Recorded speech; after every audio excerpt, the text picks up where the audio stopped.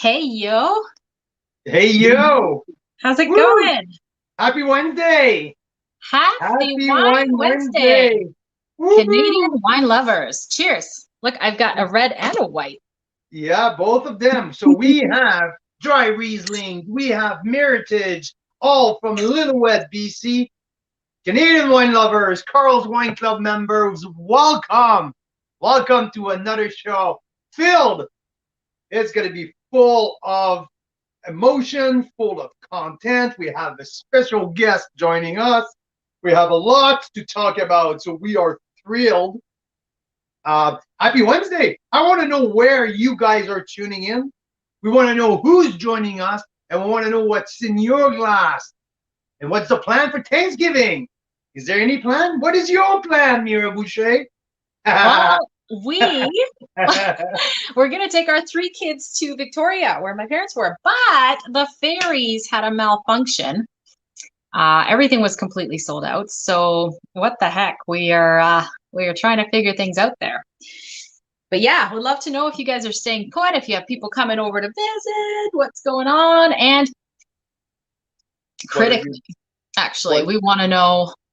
What's on the menu? And what are you guys planning to open? Yes, Right? because that's always fun. Like if you got something special you've been saving for Thanksgiving, I want to know what that is. That'll be Because fun. one thing that I know is your family will have quite of a selection this year for Thanksgiving. That I can promise. Your family, all the neighbors, and many people around, because we're bringing a load of wine out there. So Yeah. yeah, we have not because we want, but because we have lots of work to do, lots of work of wine to taste, lots of notes, tasting notes to write down, lots of pictures to take, because the 15th of October is approaching very soon, and we're launching Carl Cellar. So yeah, we're New gonna way go. to discover wines. And in addition to our amazing weekly features, of well, not our amazing, but the amazing wineries that we feature. We'll also have some wineries that will feature for more of an ongoing thing, and a quiz to help people understand what Canadian wines they would probably like the most. So There you go. What you that's guys what. like? So a ongoing marketplace where you guys can go back and select and order your favorite wines over and over again, and having these wineries changing up their offers at ease. So yeah, it's going to be that, like, the coolest marketplace ever. It's the beta phase on what we want to accomplish in a little bit longer term. That's the virtual seller. So it's going to be a lot of fun. But October 15th should be the launch. We have 10 wineries, 10 already signed up. That's what we cap it to 10, maybe one extra. So we have one more to confirm because we really like these guys. So yeah, 10 wineries across the country, with all very different portfolio, with all very different area of focus that are going to be listed, and an ongoing offer. So we're really excited. Do we want to mention some name? I think I'm up for that right now. There's Go for sign. it. Let's go for it. Okay, let's start. Do you want to start? Do you want to start BC or Ontario? Okay. You know what? It's later in Ontario. Let's start Ontario. All of our In case 10 they have to wineries. go to bed, in case anyone has to go to bed. Yeah. No. It's just maybe because at that time of this show, there's more people from Ontario. That's what I'm Maybe. saying. And they might have. Yeah. Yeah. So we have 3 wineries from Ontario already on board, and 7. The goal was to have 4 and 6. That was the split that I was hoping for. We had an extra demand, a little bit more demand for the BC, but the BC wineries were a little bit more excited and quick to be part of it. So 3 wineries from Ontario. There's 13th Street Winery. There is Westcott Vineyards, and there's a very small producer, was called 2027 Cellar. So these three guys are going to be part of our founding members of Carl Cellar. So excited and thrilled to have it. We already have our first DTC, the direct-to-consumer retreat with our first winery this week with 13th Street. It was super cool to connect for 3 hours. Why does this matter to Canadian wine lovers? Because we're trying to make it simpler for Canadians to discover great Canadian wine, more predictable, what you can get in the whole process. But also, the more we band together around Canadian wine, the more we can affect some cool changes that will make it, you know, bring us out of the dark ages when it comes to Canadian legislation around how wine is shipped and all that kind of stuff. So make it easier and more fun and take it off, baby. Take it off, baby. Yes. Woo! Cheers to that. Cheers to that. Cheers. So you have the dry Riesling? I have the dry Riesling. You're drinking the Meritage, juicy, spicy Meritage. I love what they're doing. Merlot caps. Oh, this is, by the way, like if everyone know, this is Fort Berens. So we're drinking Fort Berens tonight out of Lillooet, BC. But before I start with Fort Berens, let me finish quickly the Carl Cellar. So I just mentioned Westcott, 13th Street, and 2027 Cellar are our three feature wineries from Ontario. And in BC, we have Kelowna representative, Spearhead. It's a Pinot Noir focus with Spearhead. Also, we have Black Market Wine Company, one of the favorites of the club. Yes, Black Markets are in from Killeen. We have from Naramata Bench, Hillside Estate with their Moscato Tonel and like 100% bench Naramata grown.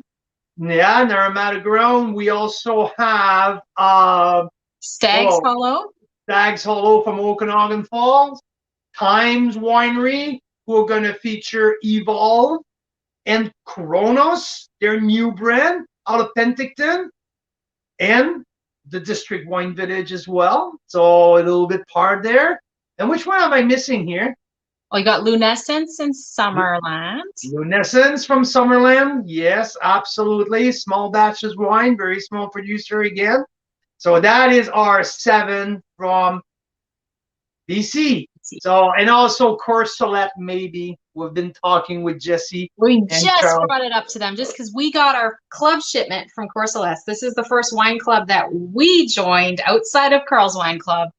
Courcelette Estate Winery in the Similkameen in BC. We just got it yesterday and we're so excited. So where's my paddle? Where's my paddle? Yeah, they sent this fun little beautiful wooden, I think, a mini cheese board or something. Little cheese board here. Isn't that nice? From Courcelette here. They sent me one of the most amazing wine opener as well. So I'm thrilled. Like wine club members. Yes, baby. There you go. So Carl Cellar is alive. Carl Cellar is just like 1 week away. So we're excited. Again, welcome everyone across the country, Canadian wine lovers. This week it's Fort Berens week. What is, where is, who is Fort Berens? Because it's not the biggest name out there. It's not a Black Hill Estate. It's not Bellaterra. It's not anything from Peller Estate. It's a small winery out of Lillooet, BC. Now, Mira, I think that I don't know if you have any picture ready, if you want me to give you a little bit more time. But well, I just wanted to play this for you guys really quickly, which is the drive there, because this is part of the experience for us forever in our minds. The drive to this winery was almost 4 hours from the Okanagan. It's up north. You feel like you're stepping back in time, like over 100 years to the gold rush period, because first of all, there's no one up there. And second of all, the terrain, the terroir is like massive and spectacular. So you got to see the first few seconds of this thing here. It was an absolute glorious day. Just leaving the Okanagan on our way to a very special place. Yep, there is the goat. We saw wildlife and we were just totally breathtaken by the views. Look at that. It feels like Silicon Valley, but on steroids.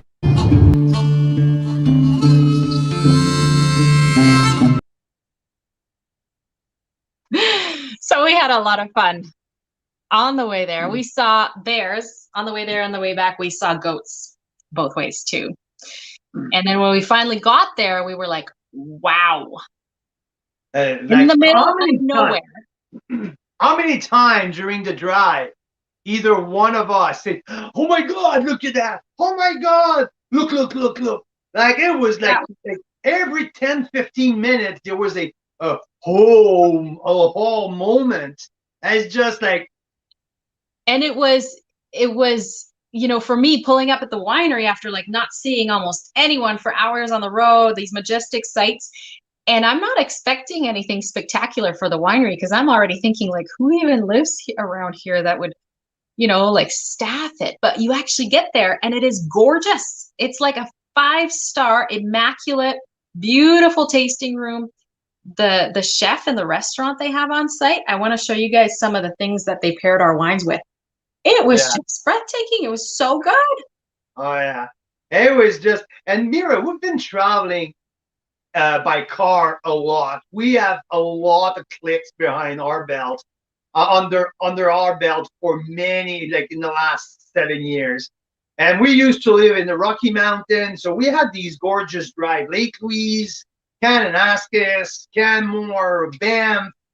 But this one was something unique, something amazing. I don't think I will ever forget that drive.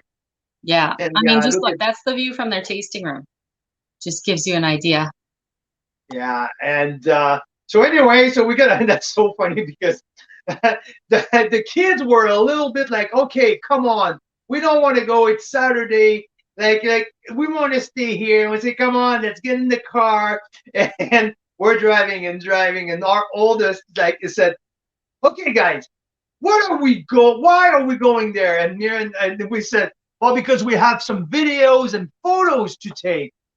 And Josh is stopped and puzzled, and he's like, let me take that straight here, you guys. We're going to drive 4 hours to do a darn video and come back. I think his answer was just absolutely amazing. But yeah, they had a good time. We got there and there's a playground there for the kids. So yeah, we dropped them off at the playground and we went there. Like we met with the owner, Rolf de Bruin, an absolute gem of a man, a Dutch guy who he was looking for a vineyard or a spot for his winery all over the world. And guess what? He ended up in Lillooet, BC. Absolutely crazy. I had a great interview with them. This is Rolf and Elaine. So great people. And when we're talking about hospitality, that's what it is. Because people are traveling. No matter who goes to this winery, they're coming from somewhere far. So they have the hospitality there. Like Mira mentioned, the food is amazing. Like more than amazing. The food was world class. Totally blew our socks off. Speaking of Rolf, though, one of the founders, I just flashed a photo of him there with his wife, Helene. Rolf is going to probably stop by in the next little bit with us, and we'll get to hear firsthand from him, like how he started the winery and you know what he's up to now. So that'll be kind of fun. So before we got Rolf here, how about we talk about the wine a little bit, because we talked about the drive. We're talking about how far it is and this and that. But like before all of that, there is a great wine portfolio from Fort Berens. There's probably maybe 12 to 15 wines on their portfolio. And what do you expect from what do you taste when you are tasting grapes from far away, and in your mind, the grapes from up north? And there's nothing. Are they growing any red grapes there? Is it only like, I don't know, hybrid grapes. No, no, no. Up there, I don't know if you guys heard about what happened last summer or this summer, the little town of Lytton. Well, the little town of Lytton went all over the news because first, it was the warmest spot in North America for over a week. And second, unfortunately, God bless, the town burned down. Unfortunately, it was a big tragedy there. And it's absolutely, it's soul crushing when you drive by the way, and like, it's really emotional moment. It's like spiritual in the sense that like you just drive by something like that, but you drive there and like, yeah, and it's, the thing is, it's a hot spot. Even if you're up north, even if you're in the mountain, it's a very hot spot. You're right in the Fraser Canyon. Down below, there's a big bowl where the heat sits down, and there's a wind corridor as well, who brings that rugged, very rugged environment. But if you look at what it, and if you can ask many people around the country, what is the hottest spot in Canada? Well, many people, or most of the people, will choose the only Canadian desert, right? Osoyoos. It's the obvious response. If you know that we have a desert in Canada, because I only found this out like a year ago, but yeah, we have a real desert. We do. And it is really hot. And if you look at that, like, your first answer is, will be probably Oliver and Osoyoos, BC is probably one of the hottest spot, warmest spot in the country, where is the most heat unit, right? But when you look at the numbers by all of the data, Lytton and Lillooet, more especially Lillooet, has the exact same amount of heat unit every year than Osoyoos and Oliver. So this spot is the hot spot. And that, like what Rolf will explain everyone is when they were looking for vineyards, they have like a weather station already established there in Lillooet. And when they realized that how hot it is, and they did some analysis about frost patch and everything, there's nowhere where like there's frost patch in the winter. So there was a perfect spot for a vineyard. So they planted 20 acres of vines back in 2008. And there you go. Fort Berens was born back in 2009, and now we're talking about what, 13, no, more than that, the 20, like 15, almost 15 years later, this is now, the vines are getting mature. They are growing some fantastic grapes. The quality is beautiful. And they've actually expanded to 38 acres, and they're still growing. There's so much room out there to grow, as opposed to the Okanagan that's starting to get a little crowded together. Exactly. They just planted another 18 acres, from 20 to 38, and now they're expanding. And now let's talk about the wines, because the wines are absolutely gorgeous. The wines are great. What we have this week in the pack, and what Mira and I focused our tasting on, we have tasted many of their wines, and we stopped our choice on the Rieslings because we thought that the Riesling were so terroir driven. And also, so there's two Rieslings. The dry Riesling, like I had here, at 4 grams of residual sugar, bone dry, cutthroat acidity, lemony, zippy, great salinity, like from the mountain.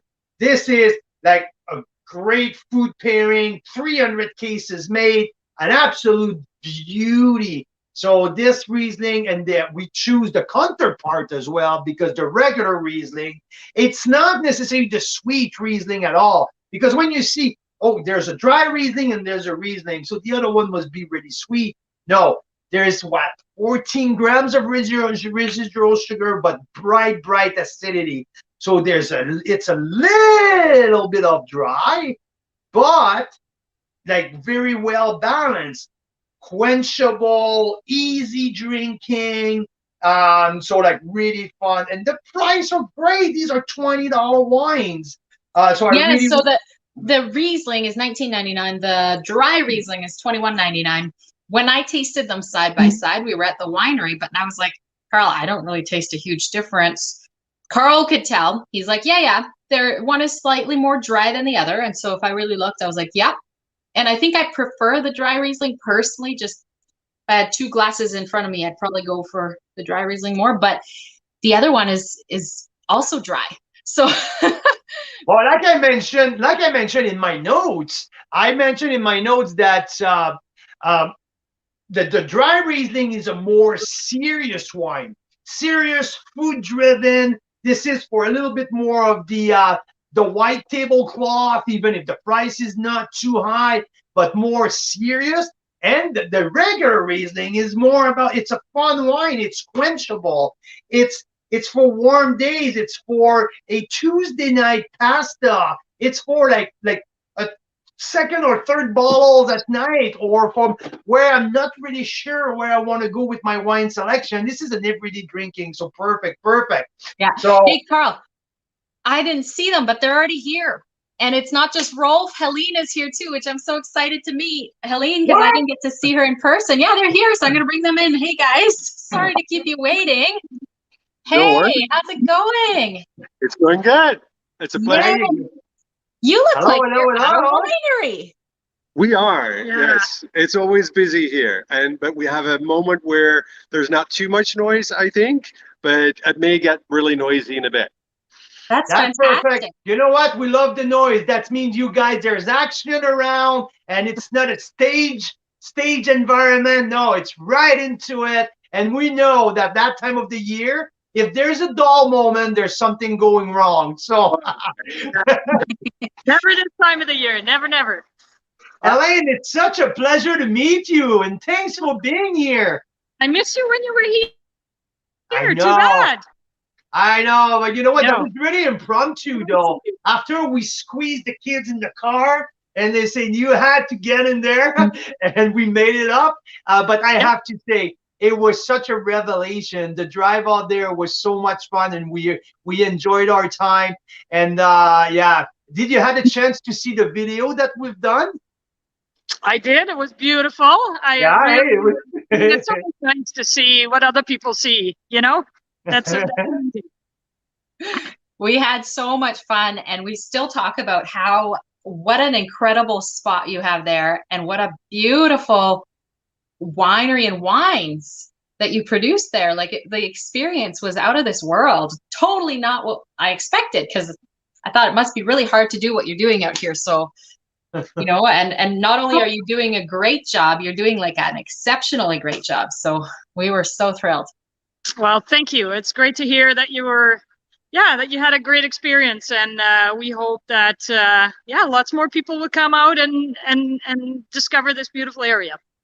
Elaine, I'm shocked because your English, there's barely no accent behind your Dutch, or I would say a native language. I want to know, how much was a cultural shock to live Amsterdam or Holland and coming all the way here in not only the Okanagan, but after that all the way down to Lillooet. How's the adjustment between both worlds? Yeah, weirdly enough, when we drove in, I drove here, and my kids were very young, and Rolf was coming from another area, and I drove in here, and it felt like home. And here you have the high mountains, and in the Netherlands you have none of that. So I don't know why that is. Anyways, today somebody else asked me whether I had a French accent. So thank you. You're charming. Well, see, Carl is just jealous because everybody knows where he's from. He talks. No, you know what? No one ever asked me if I had a Dutch accent, on the other hand. Oh, that's great. So tell us a little bit more about what you guys are up to right now, because it's harvest, right? So what's going on at the winery right now? Well, we've just had a very nice meeting with our winemaker, and so we tasted through, I think, 20 different batches that are currently fermenting or done fermenting or about to ferment. And so we tasted everything from Pinot Gris, Grüne Veltliner, Riesling, bunch of Pinot Noir barrels, and Chardonnay. So really hard, difficult afternoon. You know, Yeah, it's a tough job. It's, Someone has to do it, and I know that you guys are sacrificing your health to do but that. it's fun because it's like, you can taste the juice as it just starts fermenting, and there's so many flavors that go into that juice, and then as it ferments, you taste it through the different stages, and there's so many different things that develop in that wine as it goes through, and then in the end, when it's done fermenting, it can turn out to be so completely different from where it started. So it's a journey that starts from juice until the ferment is done, and then the journey continues once it's bottled and it's it sits on a shelf, and you can next year, or 2 years from now, or 5 years from now. So that's the fun part about this this product, that there's such an evolution as wine goes through its different stages. Hey, Rolf, I know that that the 2021 growing season was a roller coaster, and like especially this year, what happened 30 minutes north from you guys. But I want to know, in terms of a grape perspective, which grape has the potential to be the rock star of 2021? Are we talking more Riesling? Are we talking more Pinot Noir? Or is it more your big reds as a Merlot or Cab? What's your early assessment of the 2021? We just tasted through a whole bunch of different lots, and I'm very impressed with Pinot Noir. It's showing very, very well in these early stages, and I think the season shows different. The rosé is tasting amazing. The Pinot Gris and the Riesling are awesome. But it's early days, and I think as things evolve, we're going to see some things develop and really stand out. I think generally, I think it's an amazing vintage, maybe a little bit easier vintage than prior ones, and yeah, we have just amazingly clean fruit that's coming in from our vineyard here, and so it's. As Alex, our winemaker, was saying, it's a delight to work with it. Yeah. There you go. Mira, I'm sure you're dying to ask a couple questions to Elaine and also Rolf. So I will give you. I know we only have you guys for a couple more minutes. Mike LaPlante out in Ontario is asking, what grapes are used for your rosé? So if you don't mind answering that one real quick, and then I have another quick question. Yeah, but of course. Yeah, our rosé this year is predominantly Pinot Noir.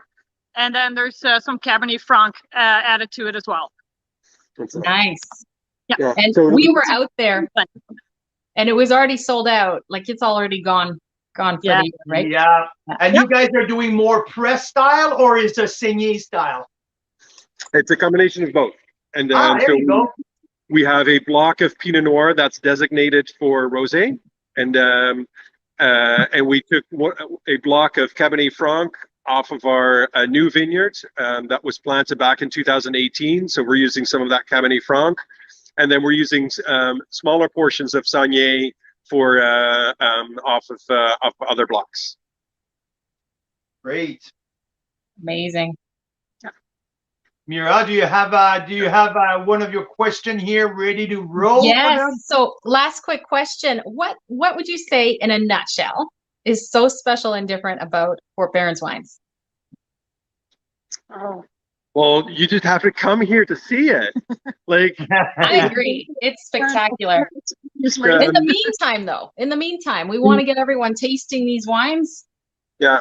So the terroir here in Lillooet is very, very different from the Okanagan and or any other place.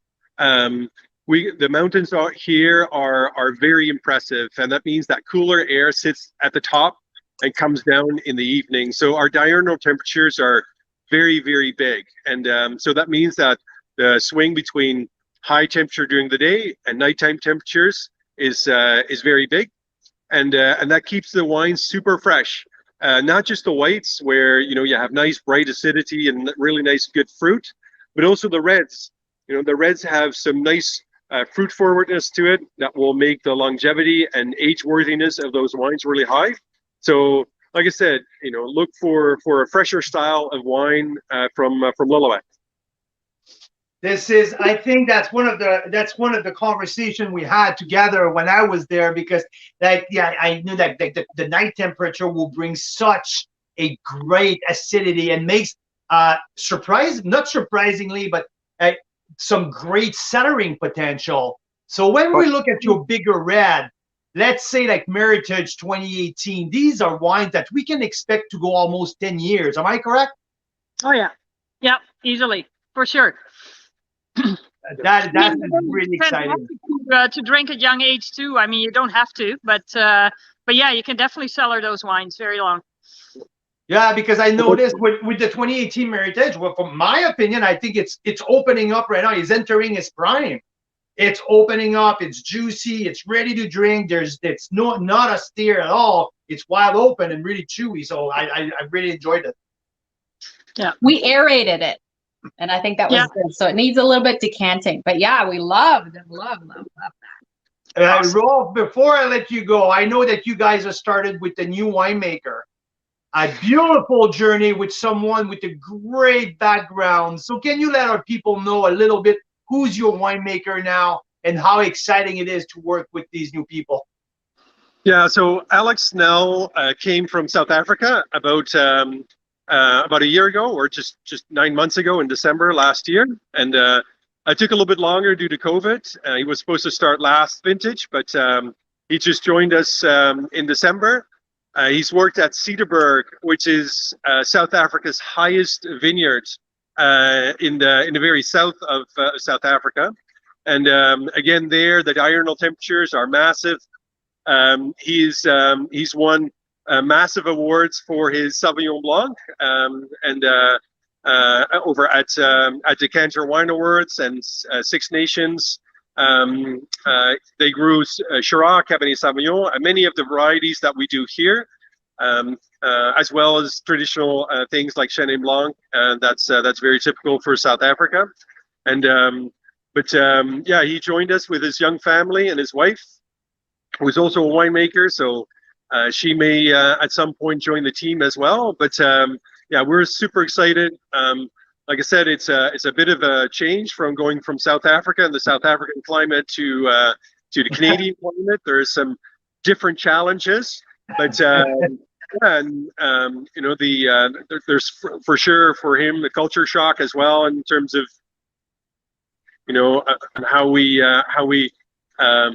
work with our team and work with our vineyard team and what we do out there. And so it's we're so thrilled to have him. And like I said, I think the 2021 vintage is going to be amazing. And so, like I said, look for that sort of progression from the wines from Lillooet. As I mean, we've been doing this for 10 years, but it's there's a real good progress as we learn more about this area, more about the vineyards, and more about the grapes. I love it. And we could tell when we were there what kind of culture you have at the winery there. And it's all about learning. It's all about continual improvement. And I think you really see that in the wines. I think, you know, I'm so excited for what the future holds and how these will continue to sell. And one thing we have to mention, because we saw you before the meal and you left after, the meal was outstanding. And I used the word world class. It was absolutely off the chart. We enjoyed every bite of it. Well, I think we ordered like 2/3 of the menu. But yeah, it was awesome. So Rolf, Elaine, thank you guys so much for sparing a little bit of time for us. We appreciate your time. We appreciate your partnership. And we appreciate these beautiful wines as much as I know that our members will also really appreciate them. So thank you very much for joining us. Okay, it was a pleasure, and like I said, it's such an honor to be able to introduce our wines to your members. And like I said, it is something that's a little bit off the beaten path, but it makes it far more interesting. Absolutely. So good. Thank you so much. Okay, very good. Happy Thanksgiving, Have by a the good way. evening. Thanks for having us. Yes. Thanks, everyone. Bye-bye. Thank you so much. Bye. Happy Thanksgiving to everyone in Lillooet as well. Thank you, Rolf and Elaine. I love that. I think that's why. It's one of the reasons why we started the whole program, Emira. It's when we meet people like that, when that having that connection and these interaction to me, and I think that we're sharing the same thing here, as far as is that human connection that we can share with these people and learning about their journey and learning about their story. So yeah, that was amazing. Thanks, Mira. What do you think? I love it. I think it's great. I think that I'm going to get so hungry. You guys will get so hungry seeing what we ate, because I want to share that and start giving everyone some juicy ideas for Thanksgiving. Tell us, by the way, if you're tuning in, if you're planning to open something special on Thanksgiving and what that is. We'd love to know. Someone tuned in last Wednesday and told us that they recently opened a 50-year-old bottle and it still needed decanting. So that was kind of fun just to learn about that. But yeah, the food, holy cow. So they have an award-winning chef, world-class chef that goes out there sort of late spring to early fall and pairs all the wines. And it's sort of a rotating menu of what's local and available and in season. So good. So let's chat a bit about what we got here with the Riesling. The dry Riesling, I think. Hey, Carl? Yeah, that was with the dry Riesling we had. I think that was the salmon. Yeah, so I'll tell you, because these are worth telling about. It was house cured sockeye salmon with new potato salad, wilted spinach, and lemon chive vinaigrette, and it was just fantastic. Absolutely. That the Riesling with that was just absolutely shining. The acidity of the dry Riesling was just like cutting through the whole thing. So yeah, it was like, because there's a saltiness, a natural saltiness when you do that type of salmon, of dry salmon. So it was just absolutely perfect. That's awesome. Xavier's saying it's a little early for food porn, but it does look delicious. Thank you. Yeah. And Corey is having Black Hills Syrah at Thanksgiving, which I think I've heard a lot about Syrah pairing well with Thanksgiving. Why is that, Carl? Well, it all depends if you go with the meat, or like there's a couple very classic dishes with for Thanksgiving. That there's the classic turkey, the ham, the salmon. So all of that pairs extremely well with Pinots and Chardonnays. And if you go a little bit more international wines, the Grenache, but if people like to go a little bigger wine, because they like their full body wine, the Syrah is always one of the go-to. And when you try to go a little bit with some meat, there you go, because there's the classic for in some part of the country that people like to do the roast beef or the Wellington beef. And now when we're talking about the Syrah coming on board with that, these kind of dish is absolutely wonderful. But yeah, if you ask me what it would be my drink of my wine of choice for Thanksgiving, if you stick with the classic, with the ham or with the turkey, obviously, but for me, the Pinot Noir, the Gamay are usually a go-to, or I love the Chardonnays with that. For me, Chard is my go-to. Are you surprised? Okay, maybe not everyone is Carl and want to drink Chardonnay or taste Chardonnay all the time, but Chardonnay is one of the go-to. One more, Riesling. The Riesling with the ham, if you get a little bit of a smoky ham, the Riesling to me is it's better pairing than the Chardonnay on its own. So you can have so much fun with the Rieslings of the world. But at some point, let's stop talking about what's the perfect pairing or what's the perfect this, what works better with this and that. Thanksgiving, it's time to share. Thanksgiving is about sharing experience and stories. It's not always about recipes and about the pairing. You pull your favorite bottles out of the cellar or your favorite bottle to show your friend or to teach or to tell your friend the stories behind the bottle, because that's something that you want to share. So sometime for me, for Thanksgiving, I'm like, screw that. Just get the best bottle you want because you want to share. It's the best time of the year to share it. your memories, to share your feeling. And often, because wine is so emotional, that you want to get the big emotion out of the cellar. It doesn't have to be the technical pairing. Oh yeah, because the Riesling with the sweet pineapple sauce and the smoke. No. What's the favorite you have? Which one you want to share with the family and friends? So at the end, that is my message. You get the best out of your cellar that you want to share with your loved one.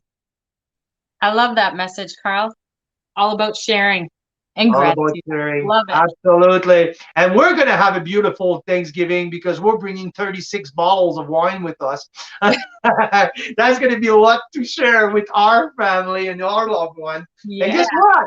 You're going to do something pretty special also this weekend. You're going to go, wedding dress shopping. So it's pretty good, eh? How exciting is that?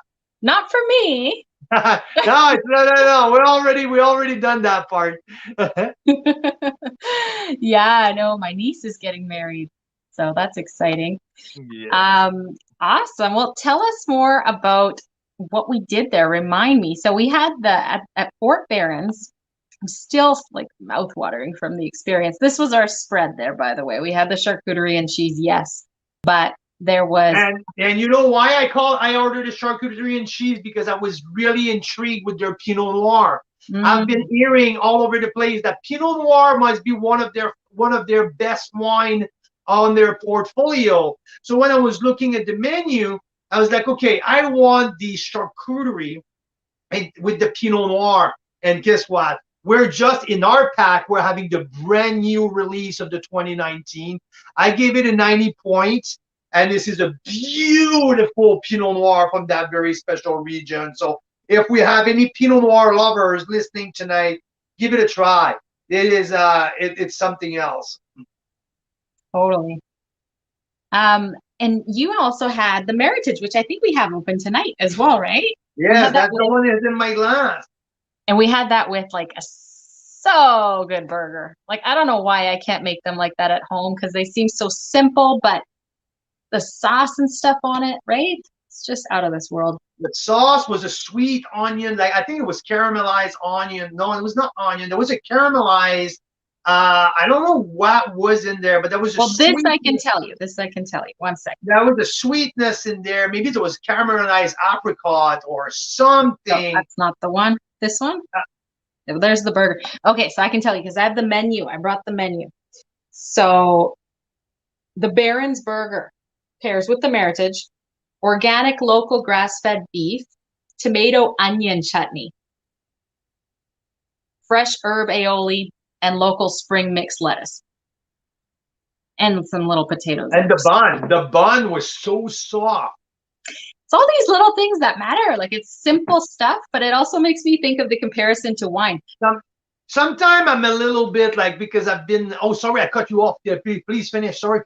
No, I'm just saying, like you're saying, like the bun matters. The sauce matters. It's just like a wine. It can be a $20 wine, but it can be a $20 wine that takes all those things into consideration.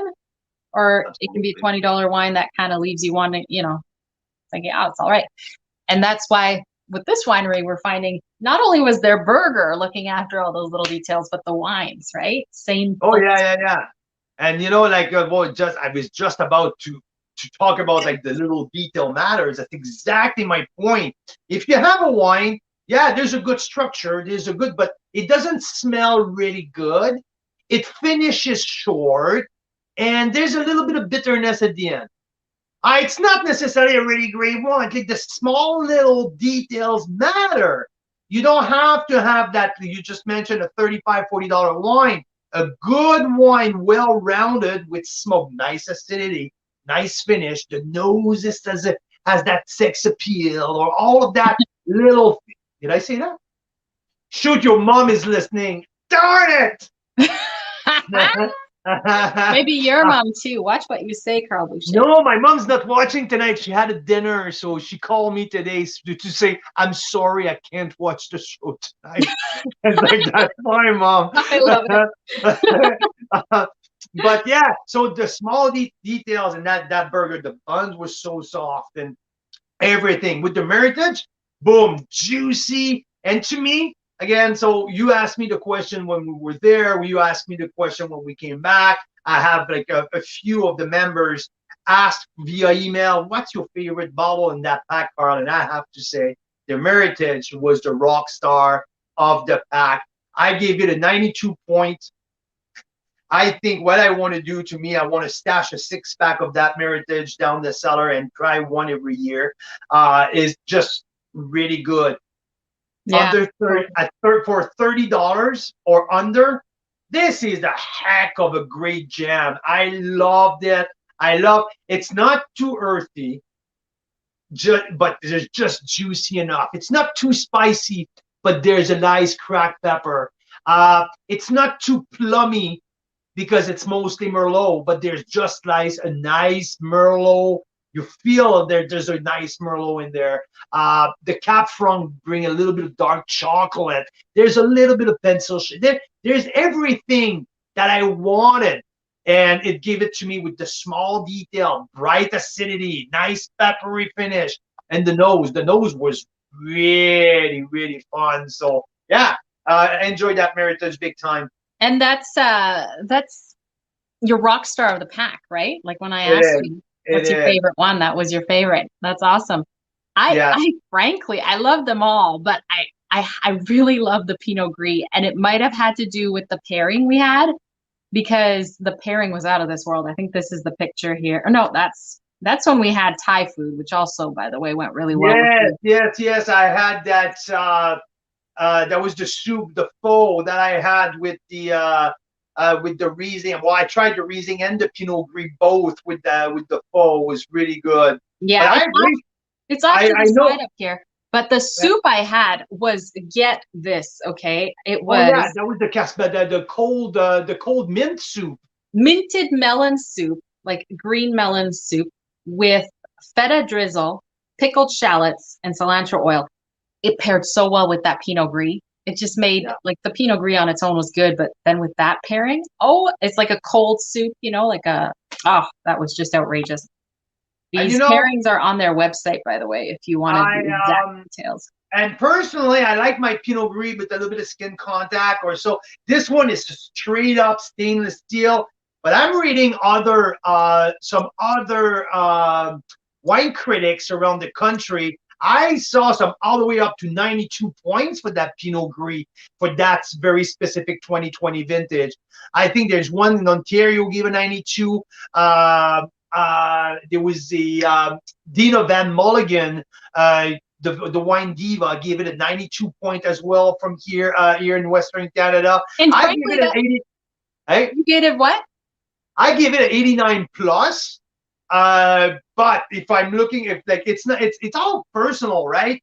And like I said, like there's other people who give it up to 92 points for that one. If I'm listening to you, I think you will have give it like a full bottle or something like that. So on the Mira scale, that was a yes, and that was like multiple glasses, like 4+ glasses. It was a highly rated wine on the Mira scale. But yes, I mean, it's all about the place and the time and what you're having it with. So I'll always remember good things about that Pinot Gris. But what I wanted to say actually is that Pinot Gris, it's rare that people rate a Pinot Gris high like that because it's such a common grape, right? Yeah.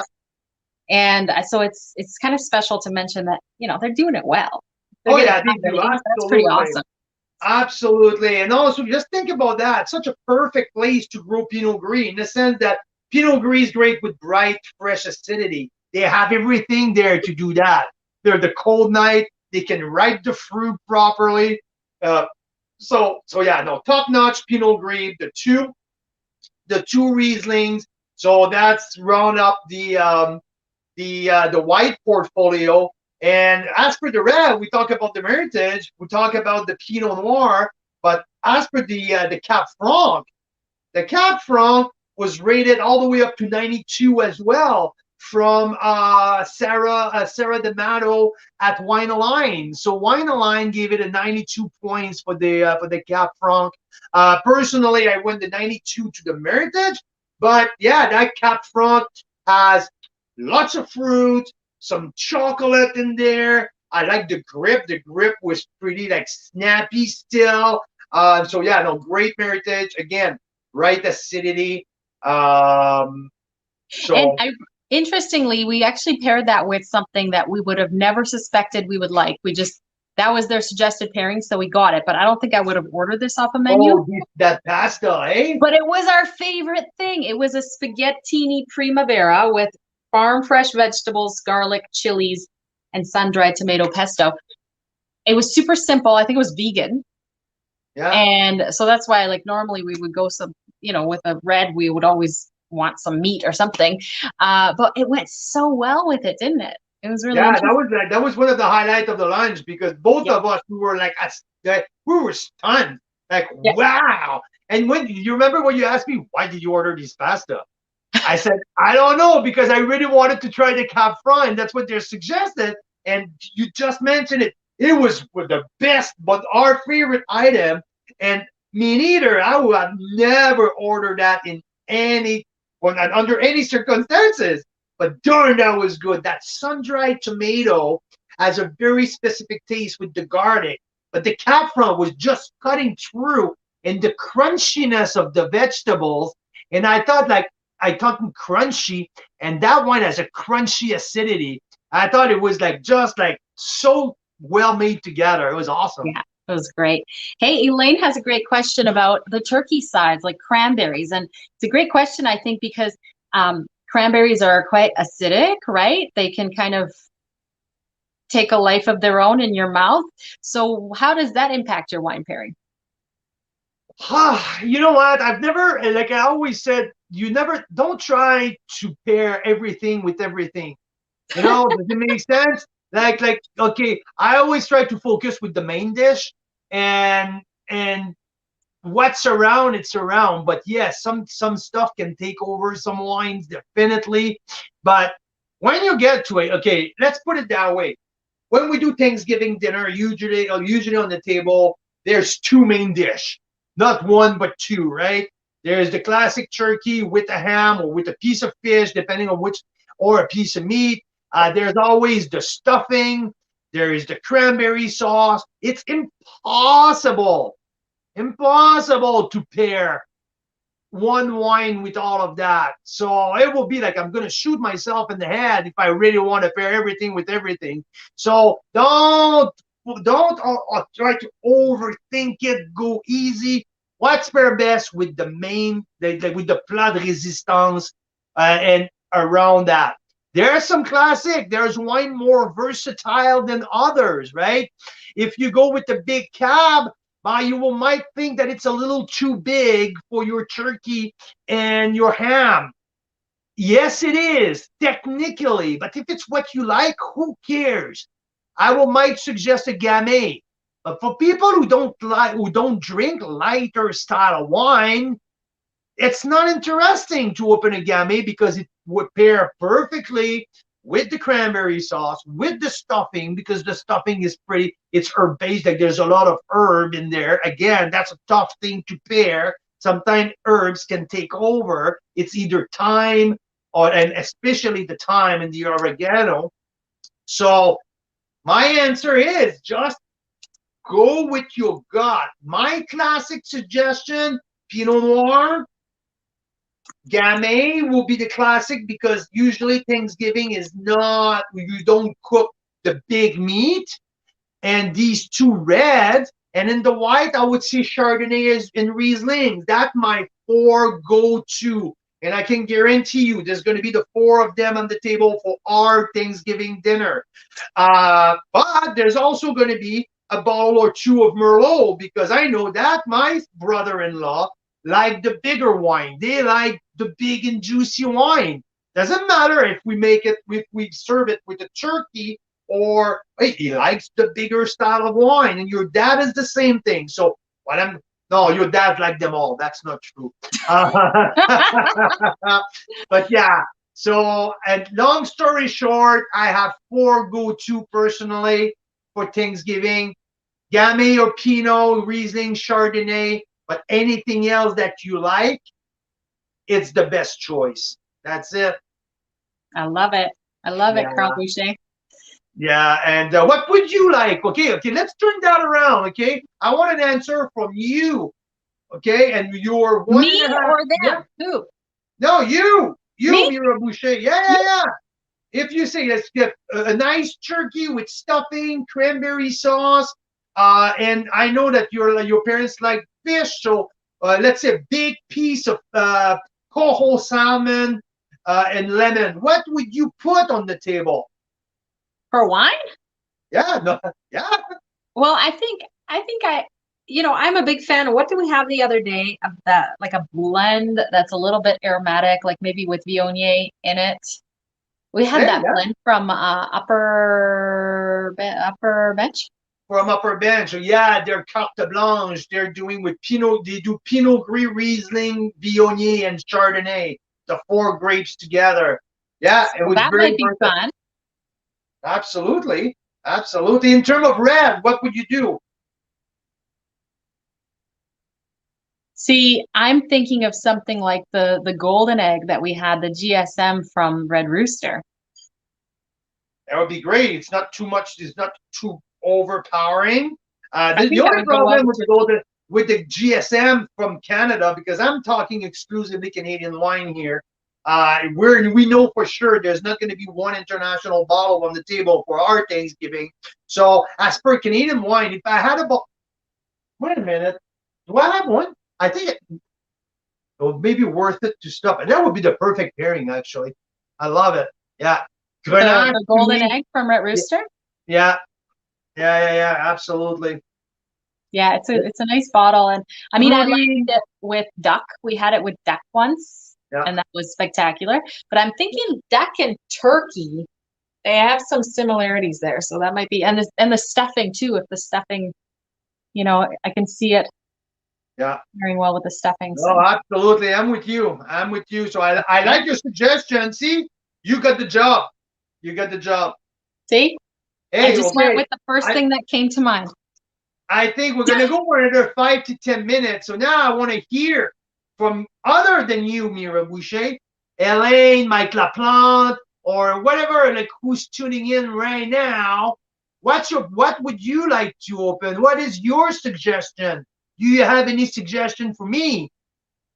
So that's my question to the members here. Please shoot, because I want to listen to you. Okay. So one of the things we learned from Lorna here actually lives close to us in West Kelowna. She's a member, and she suggested pairing sparkling wine with little The crackers. lace cookies. You know those lacy cookies that you can get at Costco? Well, she makes a homemade version. She shared the recipe in our VIP group a little while back. They're really quick and easy to make. They're these sort of oatmeal, sugary lace cookies. They're like super thin. That pairs outstandingly with some of the sparkling wines we've had. So that was one of my favorites. And the other one is Merlot and popcorn. You ever want a snack after dinner? Merlot and popcorn. Holy cow, that blew my socks off too. So let us know if you have any little tips like that for us of things you've discovered or things you're looking forward to tasting this weekend.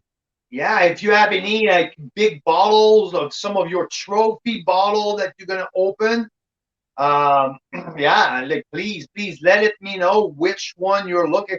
Oh yeah, I love that Gewürztraminer with turkey. Absolute freakingly. The herbs from the stuffing, yeah. Little bit of sweetness to cut through the cranberry sauce. I love it. See, sometimes you're overthinking. Yes, a good Gewürz. Remember, like going with some Alsatian wine for Thanksgiving back in the day. Absolutely. Canadian. And Jeanette and Danny are on. Hey guys, so good to see you. Hey, there you go. And they have some Desert Hills Gamay around, so that might be the choice for the weekend. I love it. I love it. This is an amazing choice. Desert Hills are known for their big and heavy wine, but they have that staple of their portfolio forever. They've been known to have to make one of the best gamay in the whole Okanagan. Even if the core of their portfolio is big, bold, Petit Verdot, Syrah, Cab Sauv, but they make that classic gamay every year. Yes, very good choice, Danny, Jeanette. Nice to see you guys. Yeah. And Arthur's saying they're doing a Canadian Pinot battle. Everyone's bringing their favorite to the table. That's a brilliant idea. So Mira, I don't think I told you, but I spoke with our friend Marcel that we put together. So I don't know if everyone knows, but we have put together for this year a members blend. So the Carl's Wine Club members red blend. Do you have a bottle there? I do. Yeah. Members red blend. We tasted it Members after red this bottle. blend. Okay, it's not labeled yet. Why I'm talking about that? Because Marcel called me today. He said they're going to label tomorrow. So it's going to be like that Carl's Wine Club, a members red blend is going to be put on the bottle. So we have a price now, a premium wine, a blend of Cab Sauv, Cab Franc, Merlot, Cab Sauv, and might be a little bit of Malbec in there as well for $24.99, $24.95. Okay. Or so. I can't remember because we're also chatting a little bit, and if you guys have ideas. But now we have decided to add $2 per bottle here. Or the option to, or something. We're brainstorming this right now. So if you want to participate in this, we welcome all your feedback. But the idea being with the holidays, with the members, blend wine, maybe there's a way for us to donate some part of that to charity. So we're just brainstorming that. So if you have ideas around that, any charities that would be good to support, or thoughts on how to make that.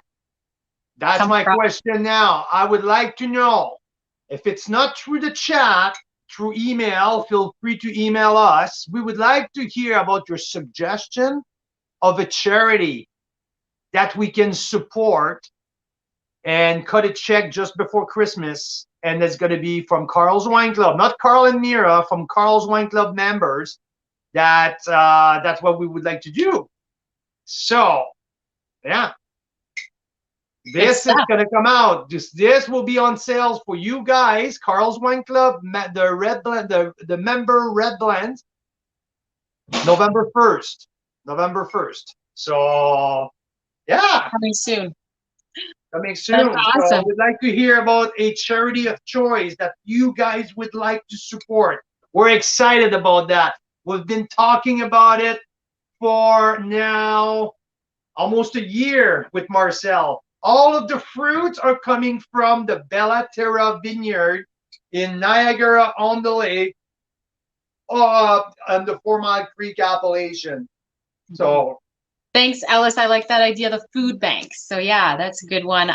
Any others that you have in mind, let us know. We'd love to know also if there's like a personal story. I mean, one that came to mind for me was something to do with cancer, because I know a lot of members have been impacted by cancer this last year in some form or another. So yeah, we'll give that some good thinking and look at all the feedback or ideas members bring forward. Hey, Carl Boucher, can I play a 1-minute clip of you at the winery? Why? It's always about me. Next time I'll review the food and you review the wine. How about that? Yeah, so absolutely. So please go ahead. This is the Camel's Red Blend, which is a value wine, entry-level kind of wine. But it's always, I think, exciting when you find an entry-level value wine, something under $20 or so, that is well made. That's always exciting. And so the Camel's Red and the Camel's White blends are available to us this week through Fort Berens with the reduced shipping rates, which they almost never do reduced shipping because they're far north. So it's really expensive to ship their wines. But they do the reduced shipping for us this week up until Sunday night. And they're also saying if you get a pack, a mixed pack of their wines, you can get the Camel's 6-pack for $99. Saving almost $23 off their regular price. So that's a heck of a deal. That's a heck of a deal for a great everyday drinking wine. I rated both 89 or 189, the white 89 and the red 90, something like that. These are great wine for the price. Yeah, and they're just fabulous for, I mean, you could have them at Thanksgiving, but or something like that, a gathering, but they're also just great for like, it's Wednesday night and you want to have that with pizza or something. Hey, Yannick, nice to see you. So yeah, this is what Carl's reaction was to the red Camel the first time he had it a little while back.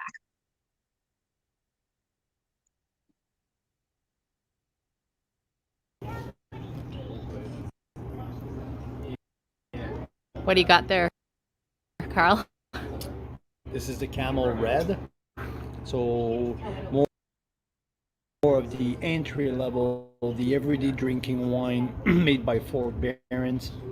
By the way, sitting here at the restaurant on the vineyard at Fort Berens. So just giving this one a try. There's a nice cranberry earthy nose. Maybe in the back, completely in the back, a little bit of plum. So I get lots of freshness on that wine. Lots of freshness. It's herbaceous a little bit as well. So yeah, to me, it's really, really fresh on the nose. Yeah.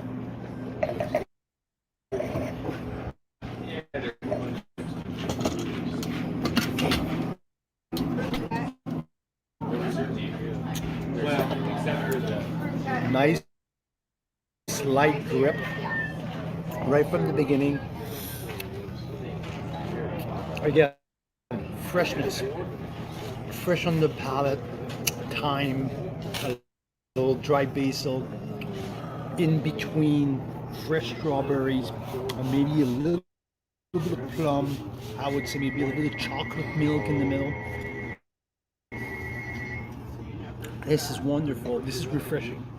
As a everyday drinking, like pasta with tomato sauce, absolutely perfect.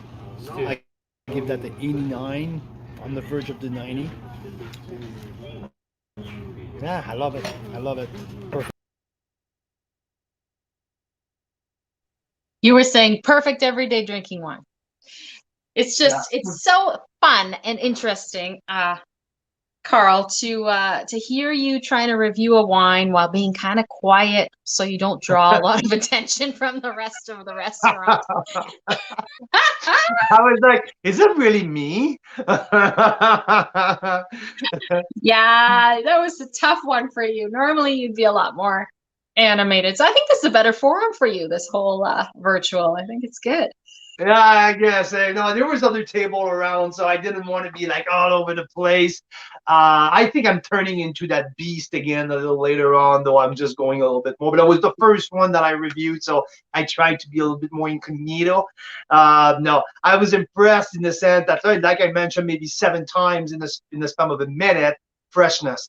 The wine is fresh. The wines have a good, like a little bit like dry herbs in there, but the fruit, it's super appealing. The nose, it's super appealing. It puts you in a great mood right away.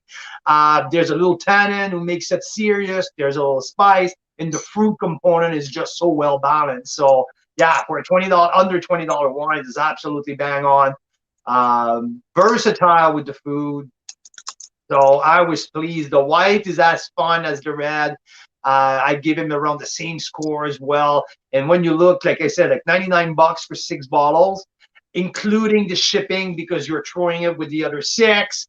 That's a heck of a deal. It's super fun. It gives you a good 6 bottles of good, fun, everyday drinking wine. So all in all, I have to say, Mira, like we now feature one new winery every week. We have different experience. This will stand out to me for a long time because of, yes, we mentioned, because of the drive out there, because of the scenery, because of the unexpected when you get there, and it's breathtaking. And like I mentioned to you while we were driving, is it really going to be a vineyard down there?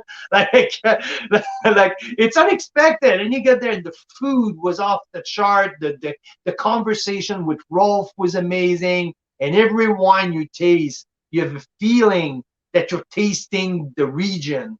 So it was, it was like in the gut, something like that, right? So Yay, great to see you, Gail.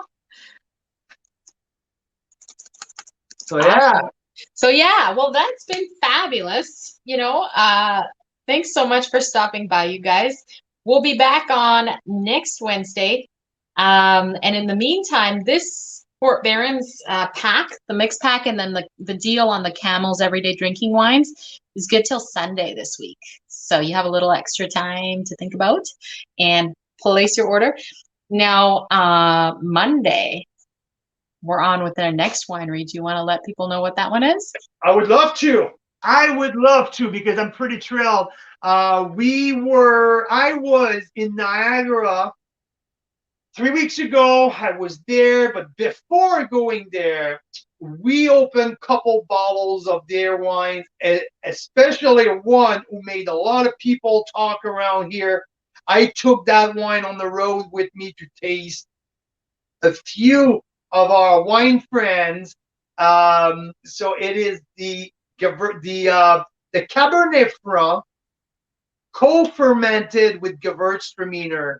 There is only one winery to do that in the country, and this is Lunescence Estate Winery out of Niagara-on-the-Lake. So next week we're featuring Lunescence. It was so good. I love that one. They're making They have a few. They have like very streamlined wines like Merlot, like classic Merlot, platinum Merlot. They have Cab Sauv, they have Cab Franc, Chardonnay, but they also do a few really cool stuff. Like the Cab Franc co-fermented with Gewürztraminer. This is a take on the French classic Syrah Viognier. For hundreds of years now, the French in the southern of the Rhone Valley co-ferment a little amount of Viognier with their Syrah.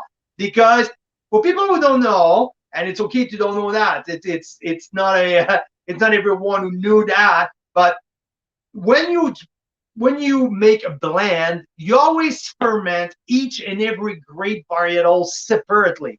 So you pick them, you crush them separately, send them to different vessels individually, and then when everything turned into wine and they have sit in their own vessel long enough, you do your final blend, and after that you put it back either in barrel or in tank for the amount of time you want it to blend together.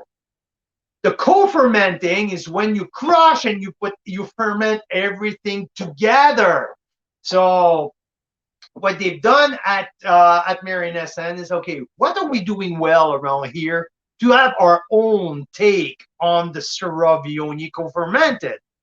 So if you would ask around, what's Niagara very, very known for? Maybe Cabernet Franc is one of their good bread.